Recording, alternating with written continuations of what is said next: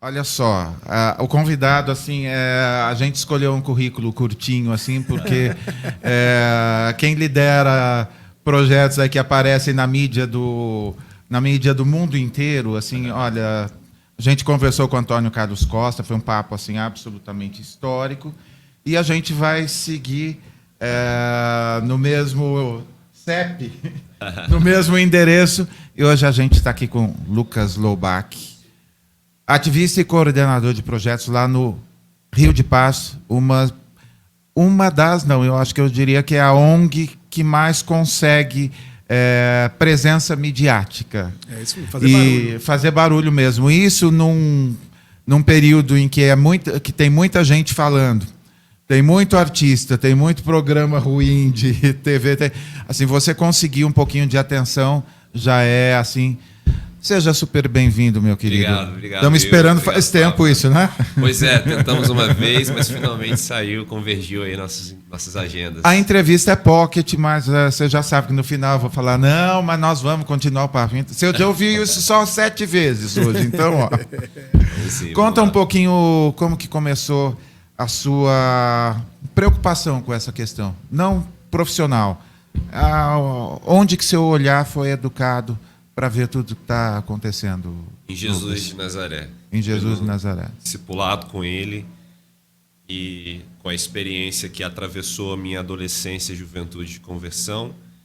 Eu, um adolescente pobre, filho de operário, mãe doméstica, numa cidade do interior do estado, morando numa periferia e com pouquíssima perspectiva de transição, de mudança daquilo que carrega a história da minha família. Mas ali encontrei Jesus.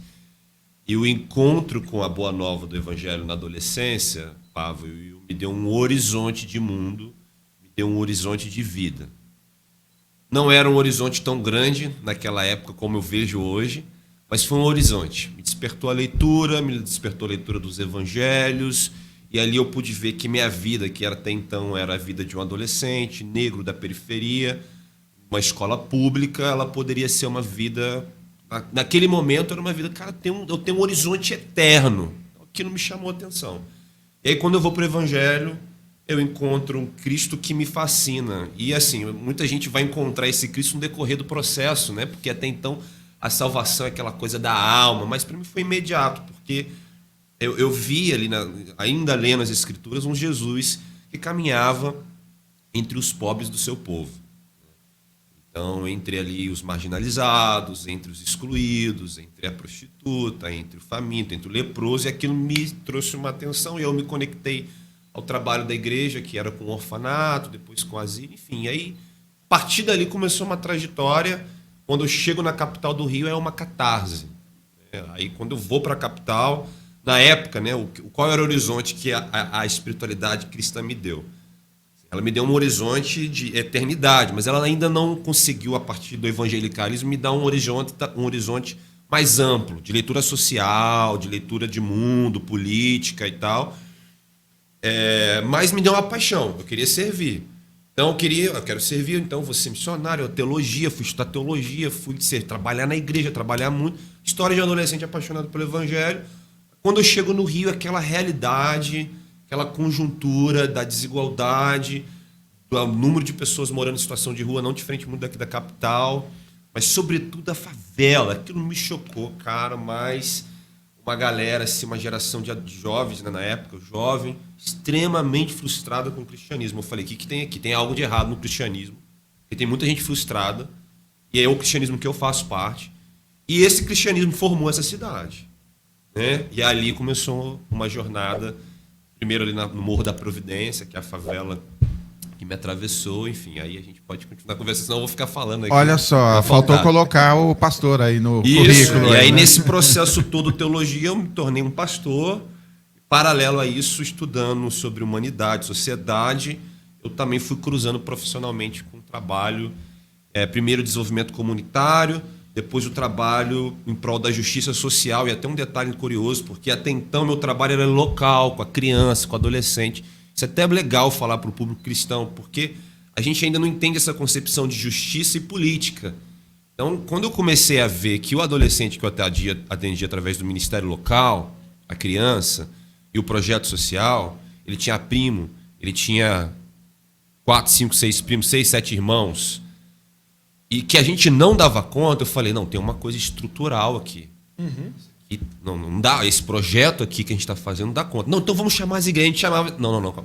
E aí eu fui entendendo a dinâmica que é alcançar o poder público para que o poder público cumpra o seu papel de garantir direito. Aí é um pouco dessa história mais atual, né? Que eu fui conciliando com o ministério, amo a igreja local, mas recentemente tenho focado apenas nesse serviço, mas essencialmente pastoral. Na ponta, a mãe que perdeu o filho, a gente trabalha no campo de segurança pública, direitos humanos, a mãe que perdeu o filho, ela tem um dilema, que é o dilema que eu tento atuar inicialmente, do Estado, da garantia de direitos, para, enfim, cobrir toda a necessidade dela, protestar.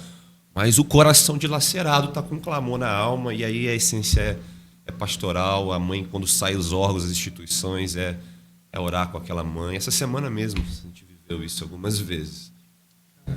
Impressionante. Deixa eu falar, você é jovem, você é novíssimo, cara. Quantos anos você tem? Eu tenho 31. Novíssimo. Tenho 90. Pastor, há quanto tempo? Olha... Sim, oficialmente, né? Eu pastoreei... comecei a pastorear foi em 2017, curto tempo. Então, 4 anos, 3 anos servindo no colegiado ali como presbítero. E eu, na igreja local, trabalhei ali por 5 anos, né? Acho que 5 anos. 5 anos. Ó, vou atrapalhar rapidinho aí o seu vídeo para te pedir uma coisa. Tá gostando do conteúdo? Então se inscreve no canal e curta esse vídeo, assim o YouTube vai entregar para mais pessoas. Mais do que isso, você pode se tornar membro do canal, ter vários benefícios, ganhar um monte de livros super selecionados e assistir em primeira mão algumas das nossas gravações, incluindo as falhas de bônus, e não são poucas, viu? Fica com a gente. Aí, valeu. Contamos com a sua ajuda. Valeu. Como é que você vê hoje o pastorado dessa juventude? Esses pastores novos, essa onda de pastores mais novos, que a gente está sempre acostumado a ver o pastor mais aquele tiozão, né? Aquele mais velho e tal. E hoje, com as redes sociais, a gente vê uma outra cara.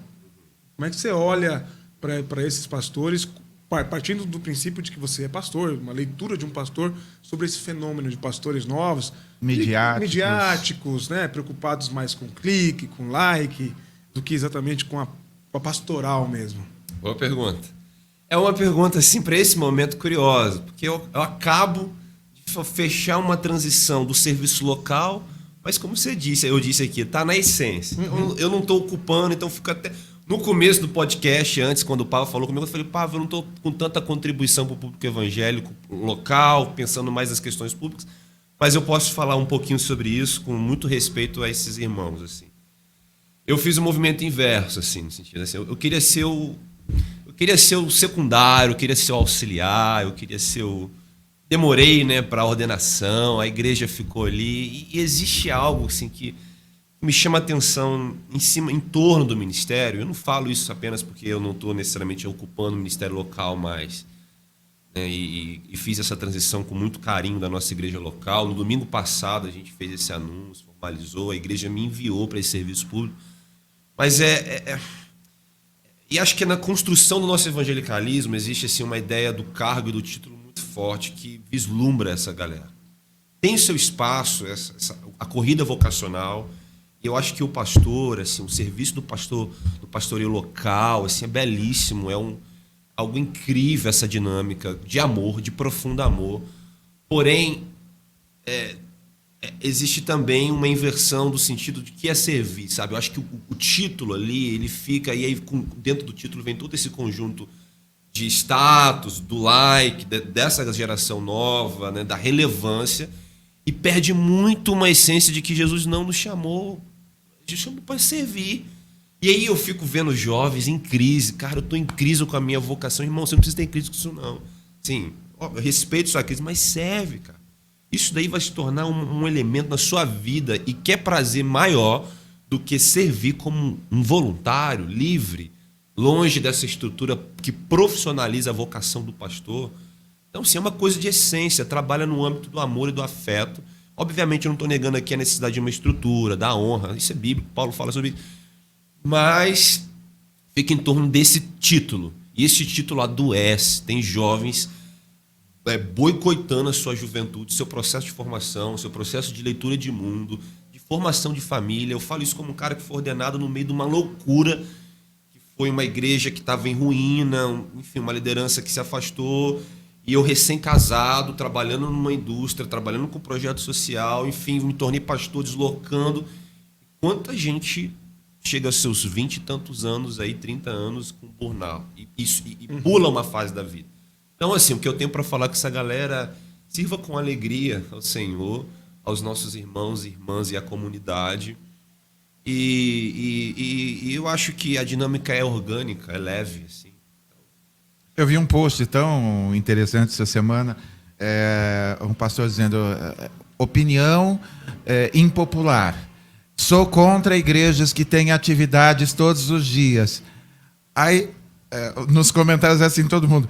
Sou contra a igreja que tem atividade mais de uma vez por semana, porque podemos sair para servir, podemos ter tempo com a nossa família, não existe mais aquela coisa de refeição e não sei o quê.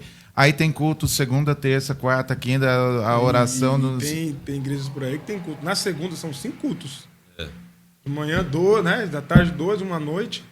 Essa coisa em relação ao jovem, me parece que em algumas igrejas não podemos deixar a juventude sem uma agenda, como se vamos ocupar os caras para eles não ficarem só no sexo mesmo. Então vamos ocupar a cabeça dos caras.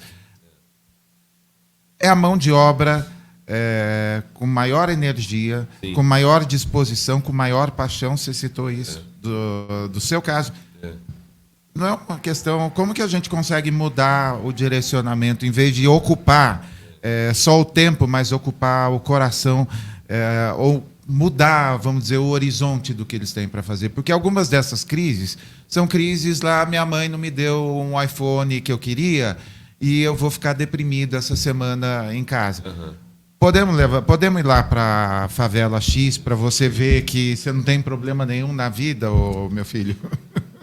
E assim, acho que isso reflete não só a questão da juventude, mas parte do evangelicalismo e a maneira como a gente construiu a nossa visão, nossa perspectiva de presença no mundo.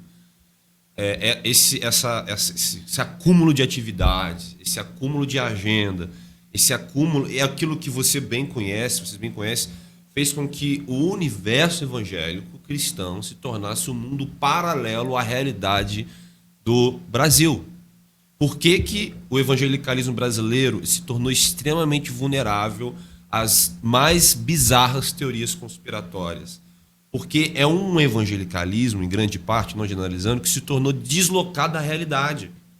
Então o sujeito ele conhece mais, e nenhum problema, tem que conhecer sobre as tribos de Israel, do que a formação geográfica do seu país. Ele conhece mais sobre o reino de Davi, a divisão do reino do norte e do sul, quando conhece, né? Quando conhece, do que a história política, os golpes do seu país. Ele conhece mais a história, e tem que conhecer, porque reflete com a nossa realidade, do povo de Israel, que saiu da escravidão do Egito, do que o povo negro que foi escravizado por 300 anos no Brasil.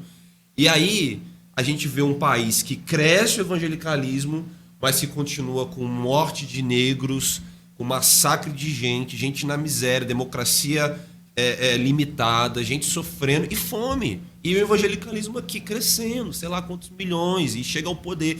Então, o jovem está lá, de segunda, terça, quarta, quinta e sexta. Está se privando de perceber o mundo. E aí a gente conhece bem esse universo do gospel.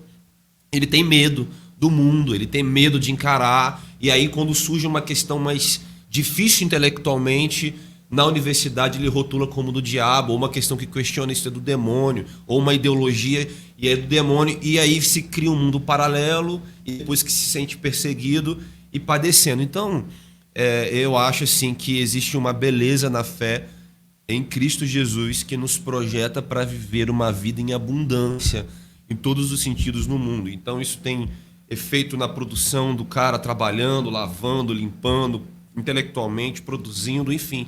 E a gente casando, fazendo família e tudo isso, assim. A gente tem que recuperar. Legal, a igreja, a dinâmica da comunhão, isso nos alimenta, uma perspectiva de futuro, Mas também tem essa dissociação, né? Uma vez eu vi assim, é um projeto de morte. Por que de morte? Quando você morrer, você vai para o céu. E toda essa trajetória aqui de vida fica projetada para a morte. Então é vida, pô, né? Eu me lembro que a primeira vez que eu ouvi essa coisa de não venha tanto à igreja foi o Ed falando, quando passou a 3, ou acho que a 3 reuniões diárias. Olha, é o seguinte, você vai vir de manhã na igreja e depois não volta não, tá? Eu vou pregar a mesma mensagem, sabe para quê? Para você não voltar. Para você ficar com a sua família, curtir e tal. Tanto de pastores amigos que ficaram bravos com ele, a mesma coisa quando ele fala, antes de trazer o seu dízimo, vê se alguém da sua família está precisando para você socorrer. Tá? Os caras ficam muito bravos porque, de alguma forma, cria essa igreja dependência ou pastor dependência, alguma coisa. E quando você estimula a liberdade, o povo crente adora uma canga, assim, né, cara? É muito triste, porque, assim, quando Jesus fala o reino chegou, assim, essa presença real, né? Não é apenas algo assim, cara, vamos sair daqui, vamos viver. Não, chegou. E a própria ideia de criação, até mais do que reino, né? Deus criou um jardim, chamou a comunidade de humanos para cultivar um jardim. Então é para cultivar. E hoje não. Hoje a gente tem aqueles e aquelas, né, que em grande maioria professam a crença nisso, desconectada da realidade desse jardim, ou da cidade, do mundo, mas ao mesmo tempo ambicionando esse poder ali, enfim. Então, esse engajamento meu com a causa social, com a justiça social, se dá, claro, que com a minha fé em Jesus e com esse desejo de servir, eu acho que de viver a realidade desse tempo, desse mundo, cada um dentro do seu campo. Vai para casa, igual o Ed falou, aí, viva, né? Faça suas coisas, se alegre, enfim, a vida é tão ampla, tão bonita. E 2023, expectativas? Fala aí pra gente. A gente está num momento muito difícil da nação e é um momento assim de transição. A gente passou os últimos 4 anos, eu acho que eu fui um opositor, uma oposição ao governo que se instalou no Brasil, talvez diária, incansável, assim, tentando renovar as minhas energias com muita expectativa de ver uma transição. E eu acredito que a gente teve agora, assim, pelo menos, assim, a gente trabalhou muito na pandemia, cara. Nossa organização, a gente viu a fome, né? A gente viu o espectro da fome assolar as favelas que a gente atua.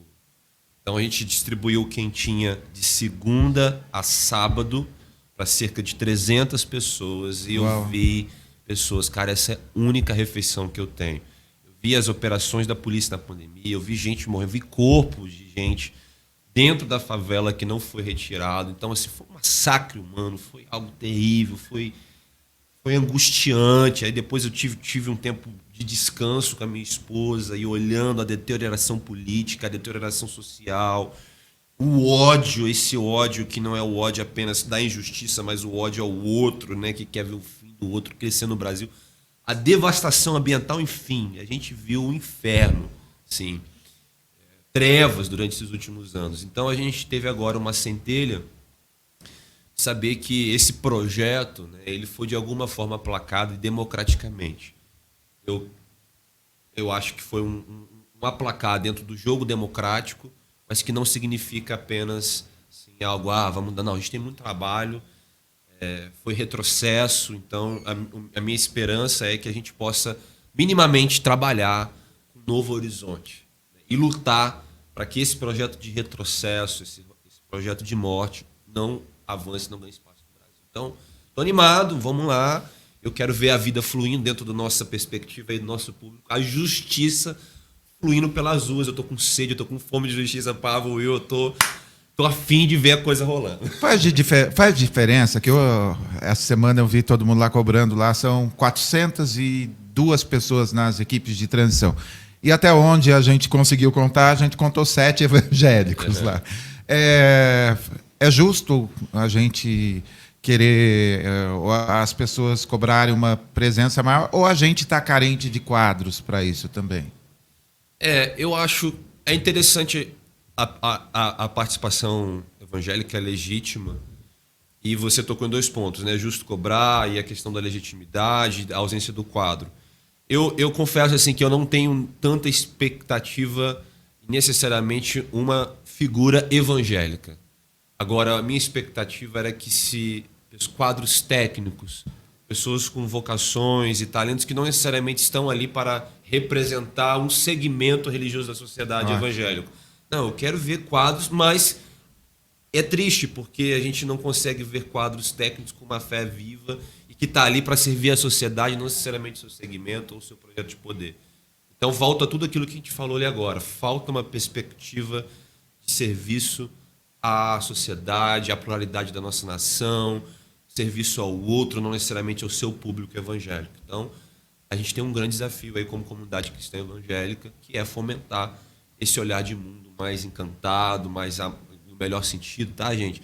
Mais apaixonado, mais abundante, mais cheio de vida, tudo aquilo que Jesus veio trazer para o nosso coração, para a nossa vida. Uma perspectiva de boa nova para o hoje, para o agora, para os direitos humanos, para a mulher, para a criança, para a educação, para a tecnologia, enfim, para toda a saúde. Você tem sido pastoreado? Como é que tem sido? Porque você acaba de falar que deixou meio que serviço local, né? Tal, mas continua pastor, óbvio. Vocação é vocação, não tem para ninguém. Mas você tem sido pastoreado, você tem sido cuidado. Quem você submete, né, suas dores, suas angústias, como é que tem sido isso? Boa, muito boa pergunta. Eu fiz um movimento lá na igreja local que é dar esse espaço pro irmão, né? Então, no domingo agora eu brinquei, ele é meu líder e eu também, o pastor que era o coordenador do meu movimento, eu continuo com ele, caminhando, fazendo essa transição e buscando uma rede de irmãos e irmãs possam me orientar nesse movimento, né? Cuidar das nossas demandas, do nosso coração, da nossa vulnerabilidade. Então, tem sido esse movimento. O Manga, né, que é um querido irmão, é quem eu estou junto, enfim. Mas é isso, tenho sido. E com uma expectativa de ter mais irmãos e irmãs envolvidos nesse processo. É boa, quanto maior a demanda, pela comunidade, né? Mais precisa. Então, aí, a gente tem visto também um movimento, nosso evento hoje, que tem muita gente de igreja, né? Você é um dos coordenadores desse evento, posso dizer assim ou não? Não sou, mas eu acho que eu entendi, porque quando o Novas estava nascendo, eu estava muito próximo do Dani, e eu lembro que quando a gente fez um brainstorm, ele e o dos Anjos, lá em Niterói, e as coisas foram fluindo. Então eu tava ali, participei, semeei alguma coisa, mas não. Perfeito. E aí, mas a gente tem muita gente desigrejada, interessada por essa conversa, para mostrar que as pessoas se desinteressaram pela igreja, mas não se desinteressaram pelo evangelho, né? E muitas delas porque também viram essa união promíscua entre Estado, governo Bolsonaro com a igreja e falaram, disso aqui eu não vou fazer mais parte, não quero mais, né? O que você acha dessa igreja que vem por aí? Boa pergunta. Eu acho que uma leitura muito leiga, mas eu acredito que provavelmente a gente vai enfrentar uma ressaca foi essa intoxicação do projeto de poder político da extrema-direita ferramentando o evangelicalismo brasileiro. Foi cruel isso. E o nosso povo, assim, tem muita gente ali que foi instrumentalizada com muita maldade. Assim. Quando começarem a perceber isso, vai vir uma decepção e uma frustração muito grande. Eu acredito, eu acho. Na verdade, eu acho que isso pode acontecer. Vai ver que isso realmente não tem que ver com a boa nova do evangelho. Tirem o evangelho disso, né? Eles vão ver que, cara, foram não muito diferente do que aconteceu há alguns anos, apesar de ser jovem, os projetos de poder de algumas denominações que criaram uma teoria da prosperidade chamada de teologia. Quando muita gente viu aquilo, se tratava de um projeto de crescimento, veio e começaram a elaborar o que elas eram naquilo, veio os traumas, as feridas, essas pessoas romperam. Então pode ser que isso aconteça. E eu não tenho assim, não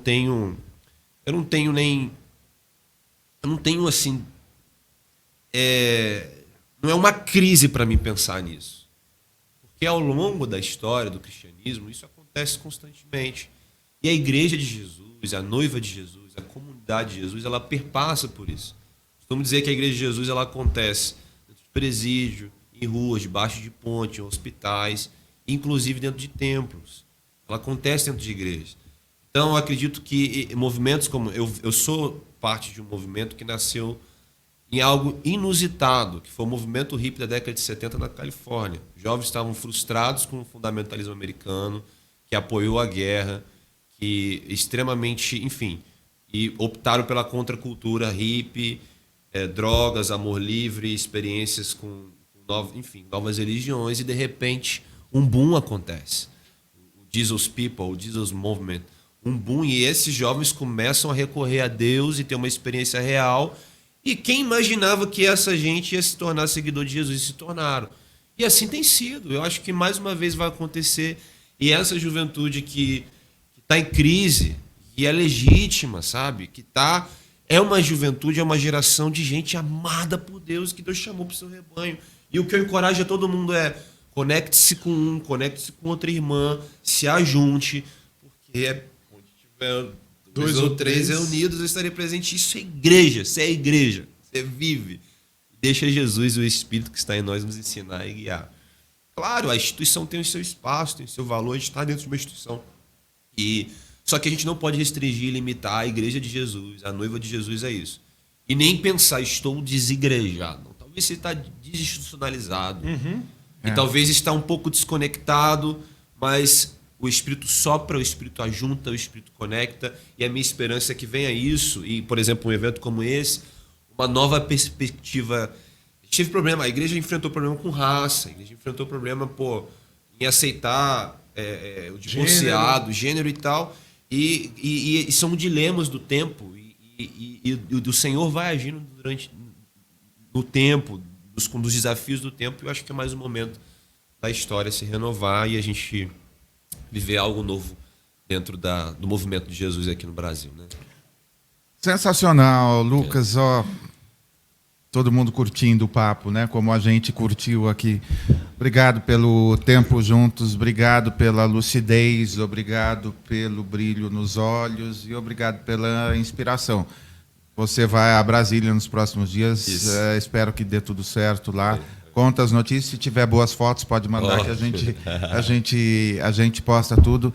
E Deus continue sendo engrandecido através da sua vida. E vocês, parabéns pelo serviço que vocês têm prestado para a gente. Obrigado mesmo.